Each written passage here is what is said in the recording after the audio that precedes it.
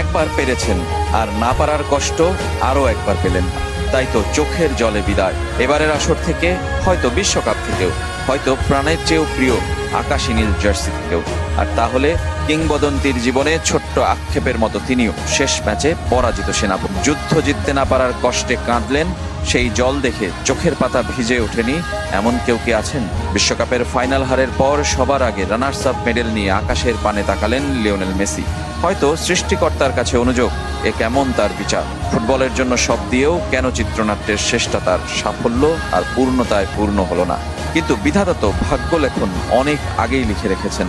4 বছর আগেই তার ক্যারিয়ারকে দিয়েছেন পূর্ণতা। দুপা মুড়িয়ে সবুজ গালিচায় বসে থাকার এই ছবিটাও মনে করিয়ে দেয় শত কোটির আইডল হয়েও নিজে বড্ড একা। দলকে এতটা দিলেন, 8 গোল আর 4 অ্যাসিস্ট। শেষ ম্যাচেও কিনা তার উপরই নির্ভর করলো আর্জেন্টিনা। আর মেসির উপর কি ভর করলো? তিনি যে ব্যর্থ।